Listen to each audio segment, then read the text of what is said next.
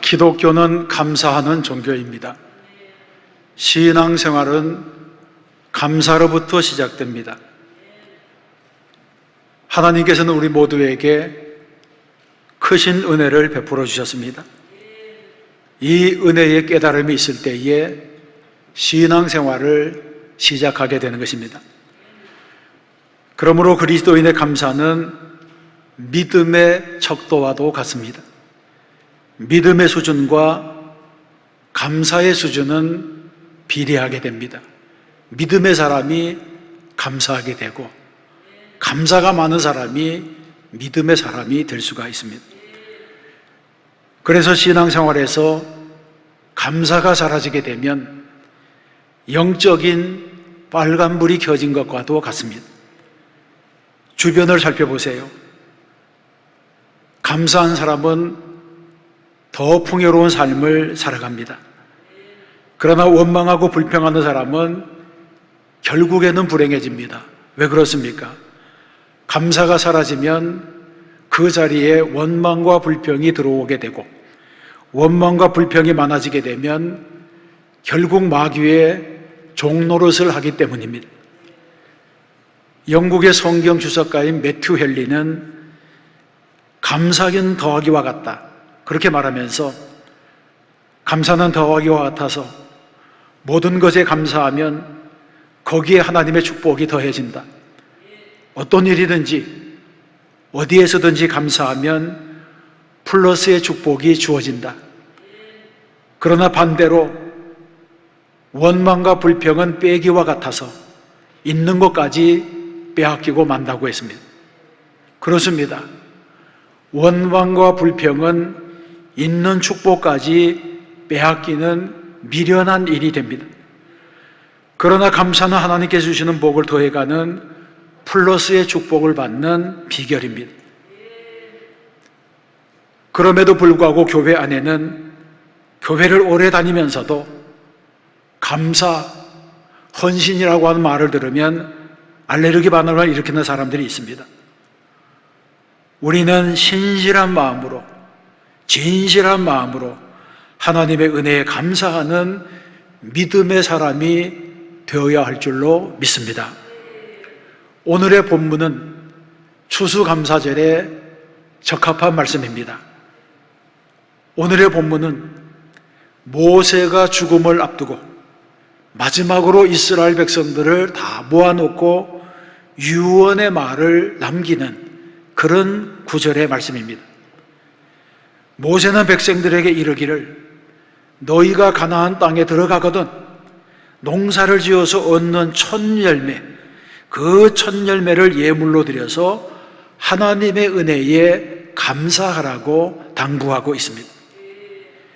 이스라엘은 1년에 2번 농사를 짓습니다.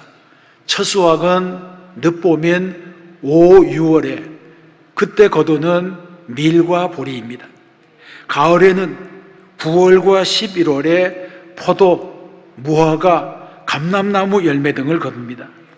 그래서 1년의 첫 열매인 밀과 보리의 열매로 하나님께 드리는 절기가 맥추절이고 가을에 추수한 열매로 한 해의 감사를 드리는 것이 수장절, 추수감사절입니다.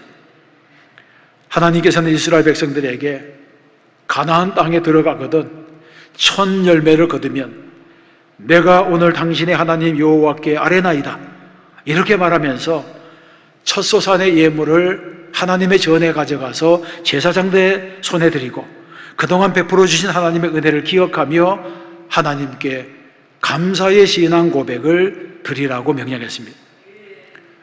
그러면 하나님께서는 우리에게 무엇을 감사하라고 하셨습니까? 첫 번째로는 약속의 땅을 주신 하나님께 감사하라고 했습니다. 이스라엘 백성들은 40년의 광야 생활을 마치면서 드디어 모압 평지 높은 곳에 올라가서 사해 건너편에 있는 가나안 땅을 내려다보게 되었습니다. 그곳에서 이스라엘 백성들은 모세의 설교를 들었습니다. 하나님께서 젖과 꿀이 흐르는 땅을 약속하셨지만 아직 그 땅에 들어간 것도 아니고 차지한 것도 아닙니다. 그럼에도 불구하고 하나님께서는 그 땅을 차지했을 때에 어떻게 감사드려야 할지를 가르쳐 주고 계십니다. 3절에 보게 되면 하나님께서는 이미 백성들에게 그 땅의 주인이 된 것처럼 미래 완료형으로 말하라고 합니다.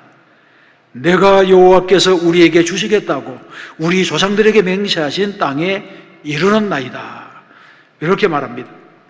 그리고 이런 믿음을 히브리서에서는 믿음은 바라는 것들의 실상이요 보이지 아니하는 것들의 증거니 선진들이 이로써 증거를 얻었느니라고 인정하고 있습니다. 그렇습니다. 하나님께서 모압 평지에서 드넓은 가나안 평야를 내려다보고 있는 이스라엘 백성들에게 이제 하나님께서 약속의 땅을 선물로 주실 것으로 믿고 먼저 감사하라고 가르치고 있습니다. 이것은 신실하신 하나님의 성품을 믿고 감사하라고 하는 말씀입니다. 아직 이루어지지 않았지만 하나님께서 약속하셨기 때문에, 성경에 기록이 되었기 때문에 반드시 그렇게 될 것으로 믿고 믿음으로 감사하는 자가 되라고 하는 것입니다. 감사하는 자는 복을 받게 되는 줄로 믿습니다. 육신의 부모들도 자녀들이 감사하게 되면 더 좋은 것으로 주고 싶어 합니다. 언론 보도에 따르면 기업의 인사 담당자 1159명을 대상으로 기업의 인사 모든 문제를 이제 조사해 보니까 기업마다 퇴사시키고 싶은 직원들의 블랙리스트가 있다, 이런 응답을 했습니다. 그래서 그 사람들에게 묻기를 퇴사시키고 싶은 직원의 1순위가 누구냐 그렇게 물으니 매사에 불평불만이 많은 사람이라고 했습니다. 왜 불평불만을 하는 사람이 문제가 되느냐 그렇게 또 묻자 가장 중요한 것은 조직의 분위기를 흐리기 때문이라고 대답했습니다. 이처럼 불평불만이 많은 사람은 하나님도 싫어하고 세상도 싫어합니다. 그래서 어디에서도 환영받지 못하고 아무짝에도 쓸모없는 인간이 되고 맙니다. 그러므로 그리스도인은 감사하는 사람이 되어야 합니다. 언제나 감사하고 작은 일에 감사하고 끊임없이 감사하고 미리 감사하는 사람이 되어야 할 것입니다. 성경에서도 말씀합니다. 항상 기뻐하라, 쉬지 말고 기도하라, 범사에 감사하라. 이는 그리스도 예수 안에서 너희를 향하신 하나님의 뜻이니라. 아멘. 하나님의 뜻은 너무나 분명합니다. 하나님께서는 우리가 어떤 환경에 처했든지 항상 기뻐하고 쉬지 말고 기도하고 범사에 감사하기를 원하십니다. 그리스도인이 이 땅에서 기뻐하고 감사하는 삶을 사는 것은 천국의 삶을 연습하는 것입니다. 하나님께서 이스라엘에게 가르치신 감사는 그럼에도의 감사가 아니라 그럼에도 불구하고 그리 아니하실지라도의 감사입니다. 아직 땅을 아직 땅을 받지 못했지만, 아직 첫 소산의 열매를 얻지 못했지만 반드시 주실 것이라고 믿고 감사하라는 것입니다. 탈무드에는 세상에서 가장 현명한 사람은 배우는 사람이고, 가장 강한 사람은 자기를 이기는 사람이고, 가장 행복한 사람은 범사에 감사하는 사람이다, 이렇게 말했습니다. 사람은 누구나 행복하기를 원하지만 그렇다고 해서 누구나 다 행복한 것은 아닙니다. 그러나 따지고 보면 행복은 멀리 있는 것이 아닙니다. 가장 행복한 사람은 범사에 감사하는 사람입니다. 그래서 감사와 행복은 한 몸과도 같고 감사와 행복은 한 뿌리에서 나는 것입니다. 두 번째 생각해 볼 것은 에벤에셀의 은혜를 주신 하나님께 감사하라고 했습니다. 5절과 6절의 말씀을 보게 되면 하나님께서는 천 열매의 소산을 제단 앞에 가져다 놓고 이렇게 고백하라고 명하십니다. 하나님, 보잘것없는 방랑하던 무리들을 선민으로 택하여 주심을 감사드립니다. 애굽에서 종로로 하던 사람들을 구원해 주시는 것을 감사드립니다. 작은 무리가 번성하여 큰 민족이 되게 하심을 감사하고 여호와의 강한 팔로 이끌어 주셔서 적과 꿀이 흐르는 땅에 주인이 되게 하신 것을 감사합니다. 이런 감사를 올려드리라고 하는 것입니다. 이것은 무엇을 말합니까? 이 모든 것은 사람이 한 것이 아니요, 이 모든 것은 하나님의 은혜요, 하나님의 준비하시며 하나님의 이끌어 주심의 결과라는 것입니다. 그래서 이스라엘 사람들은 하나님의 이름을 부를 때에 여호와 이레, 에벤에셀의 하나님, 이렇게 부르면서 그 하나님의 은혜에 감사하고 있는 것입니다. 우리 역시 마찬가지입니다. 나에게 무슨 선함과 의로움이 있어서 내가 하나님의 자녀가 된 것이 아닙니다. 우리 모두는 구원받기 전에 죄 가운데 있었고 진노의 자녀이었고 불순종의 자녀로 이 세상을 살아갔습니다. 그런데 긍휼에 풍성하신 하나님께서 우리에게 자비를 베풀어 주셔서 하나님의 자녀가 되게 하셨고 천국의 시민권을 주셨고 왕 같은 제사장과 그리고 그의 소유가 된 백성이 되게 하셨습니다. 이를 에베소서 2장에서는 너희는 그 은혜에 의하여 믿음으로 말미암아 구원을 받았으니 이것은 너희에게서 난 것이 아니요 하나님의 선물이라, 이렇게 말씀하고 있습니다. 그렇습니다. 하나님께서는 아무 자격도 없는 우리를 부르셔서 하나님의 로열 패밀리로 삼으셨습니다. 그러므로 감사해야 됩니다. 나 같은 죄인까지도 살려주신 구원의 은혜에 감사해야 됩니다. 만일 우리가 이 세상에서 아무리 좋은 것들을 다 누리고 살아간다고 할지라도 영생을 잃어버리고 사망에 매여서 종노릇을 한다고 하면 그것은 얼마나 불쌍한 인생이 되겠습니까? 우리도 믿음의 장부가 되어서 죄 가운데 방황하던 그런 나를 구원해 주신 하나님의 은총에 감사하는 성도가 되어야 할 줄로 믿습니다. 그런데 어떤 분은 감사하려고 해도 감사할 만한 것이 없다고 말하기도 합니다. 그러나 성경을 읽어보게 되면 고난 속에서 드리는 감사가 진짜 감사라고 하는 것을 알 수 있게 됩니다.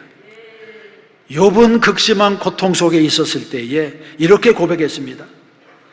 내가 모태에서 알몸으로 나와 싸운즉 또한 알몸이 그리로 돌아가올지라. 주신 이도 여호와시요 거두신 이도 여호와시오니 여호와의 이름이 찬송을 받으실지니이다. 이런 신앙 고백을 하나님께 올려드렸습니다. 또 하박국 선지자는 나라의 멸망을 눈앞에 보고 이렇게 선포하고 있습니다. 하박국 3장의 말씀을 함께 읽어보겠습니다. 비록 무화과 나무가 무성하지 못하며 포도나무에 열매가 없으며 감람나무에 소출이 없으며 밭에 먹을 것이 없으며 우리의 양이 없으며 외양간에 소가 없을지라도 나는 여호와로 말미암아 즐거워하며 나의 구원의 하나님으로 말미암아 기뻐하리로다. 아멘. 이런 감사야말로 그리 아니하실지라도의 감사인 것입니다. 신실한 신앙인으로 빙점이라고 하는 소설을 쓴 일본의 여류작가 미우라 아야코라고 하는 분이 있었습니다. 이분은 어릴 때부터 병약한 몸으로 태어나서 일생 몸에 병을 달고 살았는데 결핵성 척추 카리에스, 암, 파킨슨병 이런 병으로 평생 동안 투병 생활을 하면서 집방 나들이를 하지 못하는 삶을 살았습니다. 그런데 그분이 쓴 글 중에 아프지 않으면이라고 하는 글이 있습니다. 그 글에 보면 이렇게 말하고 있습니다. 아프지 않으면 아프지 않으면 드리지 못할 기도가 있다. 아프지 않으면 듣지 못할 말씀이 있다. 아프지 못하면 접근하지 못할 장소가 있다. 아프지 못하면 우러러매지 못할 거룩한 얼굴이 있다. 아프지 않으면 나는 인간일 수조차 없다. 이런 글을 시로 신앙 고백으로 남겼습니다. 이분은 아팠기 때문에 기도했고 아팠기 때문에 하나님의 말씀에 귀를 기울였고 아팠기 때문에 하나님께 나아가서 예배를 드렸고 아팠기 때문에 거룩한 하나님을 만나 뵐 수가 있었고 아팠기 때문에 신앙인이 되어서 감사하는 인간이 될 수 있었다고 고백을 한 것입니다. 미국의 뉴욕 브루클린 교회를 담임했던 에반스 목사님은 24개월 동안 결장암으로 투병 생활을 하다가 세상을 떠났습니다. 그가 남긴 투병신도 4개 항목이 있는데, 이 투병신조 4개 항목은 우리가 고통 가운데 있을 때에 어떤 자세를 가져야 될지를 깨닫게 해줍니다. 4가지는 이런 것입니다. 첫째, 나는 결코 불평의 말을 하지 않을 것이다. 둘째, 나는 집안의 분위기를 밝게 할 것이다. 셋째, 내가 받은 축복을 헤아려 감사할 것이다. 넷째, 나는 질병을 유익한 것으로 바꿀 것이다. 이런 4가지의 투병신조를 가지고 그가 세상을 떠나는 날까지 이렇게 살려고 노력을 했다고 말하고 있습니다. 여러분, 물론 이 불치의 병에서 고침받고 회복되면 그보다 더 감사한 일이 어디 있겠습니까? 그러나 병이 낫지 아니할지라도 병 때문에 무너지거나, 병 때문에 믿음이 없는 사람처럼 되거나, 병 때문에 성도들과 가족들에게 상처를 줄 수 없다고 하는 그런 각오를 다짐했던 것입니다. 불치병에 걸린 사람조차 이런 신앙을 가지고 있었다면 큰 병에 들지 않고 건강하게 살고 있는 우리는 어떤 믿음을 가져야 하겠습니까? 우리는 지금까지 나의 도움이 되신 에베네셀의 하나님, 그 하나님의 지극하신 은혜에 감사하여 더 큰 감사로 하나님께 영광을 돌려야 할 줄로 믿습니다. 세 번째는 복을 나누게 하신 하나님께 감사하라고 했습니다. 11절에서 말씀합니다. 내 하나님 여호와께서 너와 내 집에 주신 모든 복으로 말미암아 너는 레위인과 너희 가운데 거류하는 객과 함께 즐거워할지니라. 아멘. 찬송가 429장에도 보게 되면 받은 복을 세어보아라, 주의 크신 복을 내가 알리라, 이런 후렴구가 있습니다. 우리는 이미 받은 복을 잊어버리고 살아갈 때가 많이 있습니다. 그래서 저와 여러분 모두는 하나님께서 이미 나에게 내 집에 주신 모든 복을 기억해야 됩니다. 받은 복을 세어보아야 합니다. 그래야지 우리는 감사할 수가 있습니다. 더 나아가 이 감사의 고백은 입술의 고백만이 아니라 하나님께 드리는 온전한 헌신이 되어야 하는 것입니다. 노래는 부를 때까지 노래가 아니고, 종은 울릴 때까지 종이 아니고, 사랑은 표현할 때까지 사랑이 아니며, 축복은 감사할 때까지 축복이 아니라고 하는 말이 있습니다. 그러므로 감사도 먼저 내 입술로 고백이 되어야 하고, 그 다음으로는 삶으로 표현이 되어야 합니다. 미국 사람들의 일상생활 중에 가장 많이 사용하는 단어 50개를 뽑았는데 그 중에 1등을 한 것이 바로 땡큐라고 하는 감사합니다라고 하는 표현입니다.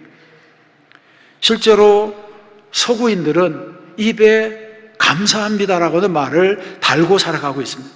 작은 친절에도, 작은 양보에도, 작은 섬김에도 감사합니다라고 하는 말을 연발하고 살아갑니다.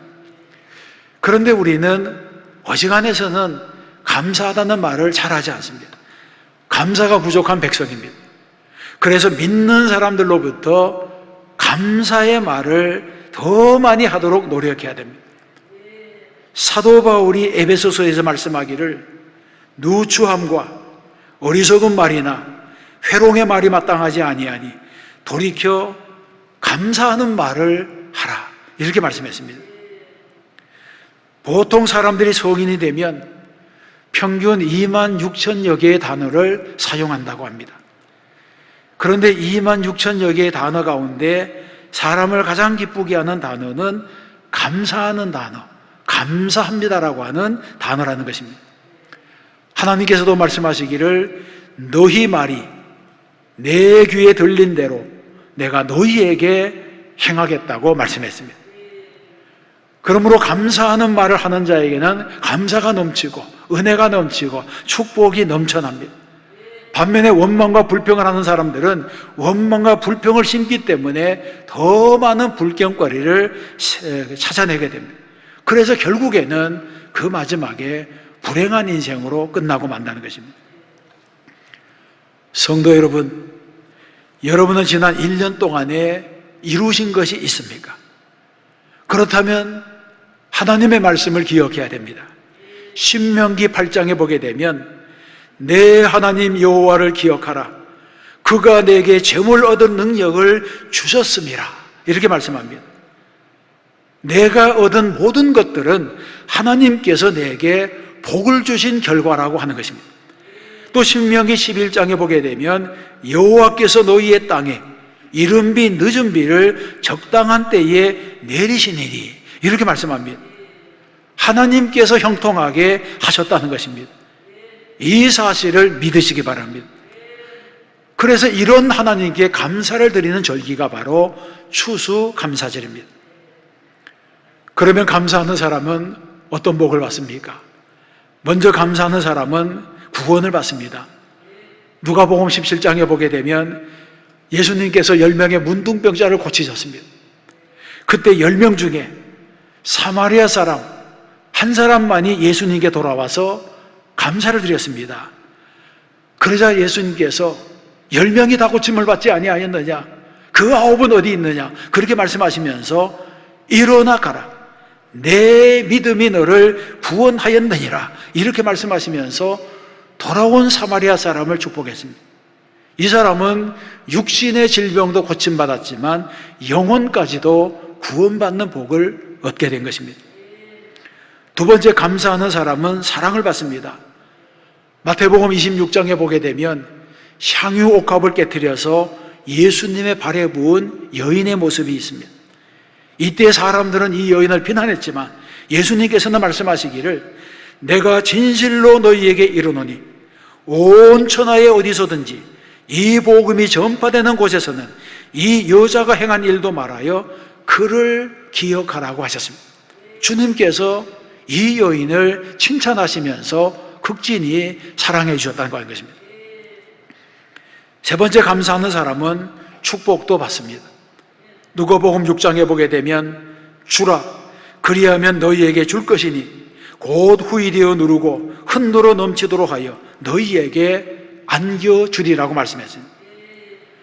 받은 복 때문에 감사하는 사람, 받은 복을 이웃에 나누는 사람에게는 더 큰 복이 임하게 되는 줄로 믿습니다. 사랑하는 성도 여러분, 감사의 열매는 축복의 응답입니다. 그리고 감사는 능력과 기적의 전제 조건입니다. 그러므로 우리는 감사하는 믿음, 감사하는 생활을 통해서 하나님께서 기뻐하시는 삶을 살아야 할 줄로 믿습니다. 하나님의 말씀에 순종하고 감사로 충만한 삶을 사는 사람에게는 하나님께서 복의 복을 더해 주십니다. 승리하는 삶을 살게 하십니다. 하나님께서는 가나안 땅의 주인이 될 백성들에게 이렇게 명령했습니다. 출애굽기 34장에 보게 되면 너는 여섯 동안 일하고 일곱째 날에는 쉴지니 밭갈 때에나 거둘 때에도 쉴지며 칠칠절 곧 맥추의 초실절을 지키며 세 말에는 수장절을 지키라. 아멘. 이 말씀은 안식일을 걸어가게 시키라는 명령과 맥추절과 수장절, 추수감사절에 하나님께 온전한 감사를 드리라고 하는 명령입니다. 그리하면 반드시 복을 주시겠다고 약속했습니다. 또 출애굽기 34장에 보게 되면 내가 이방 나라들을 내 앞에서 쫓아내고 내 지경을 넓히리니 내가 매년 3번씩 여호와 내 하나님을 배우려고 올 때에 아무도 내 땅을 탐내지 못하리라고 말씀했습니다. 그렇습니다. 쫓기는 사람은 패배자이고 쫓아가는 사람은 승리자입니다. 그런데 하나님의 말씀에 순종하는 자는 복을 받고 승리합니다. 왜냐하면 하나님이 원수들을 막아주시고 지켜주시고 그 땅을 보호하시기 때문입니다. 사랑하는 성도 여러분, 혹시 지금까지 쫓기는 생활을 하지는 않았습니까? 사탄에게 쫓기고, 죄악에 쫓기고, 물질에 쫓기고, 질병에 쫓기고, 모든 염려와 근심에 쫓기면서 어지러워진 삶을 살고 있지는 않았습니까? 그렇다면 하나님의 약속의 말씀을 붙잡아야 합니다. 십자가와 보혈의 능력을 붙잡아야 됩니다. 말씀에 순종해야 됩니다. 하나님께서는 감사하는 자에게 모든 대적을 쫓아내는 능력을 주시겠다고 약속하셨습니다. 오늘 우리가 하나님께 감사하는 삶을 살고 하나님을 거역했던 모든 불충과 불신, 불만, 그리고 온갖 교만과 고집을 꺾어버리면 하나님의 은혜가 강물같이 이르게 될 줄로 믿습니다. 감사로 예배하며 그럼에도 불구하고 그리 아니하실지라도 감사하는 성도들에게 더 큰 은혜와 복으로 채워 주실 줄로 믿습니다. 추수감사절의 아침입니다. 감사함으로 드리는 예배를 통하여 하늘의 문이 열리는 복을 받으시기를 주님의 이름으로 축원합니다.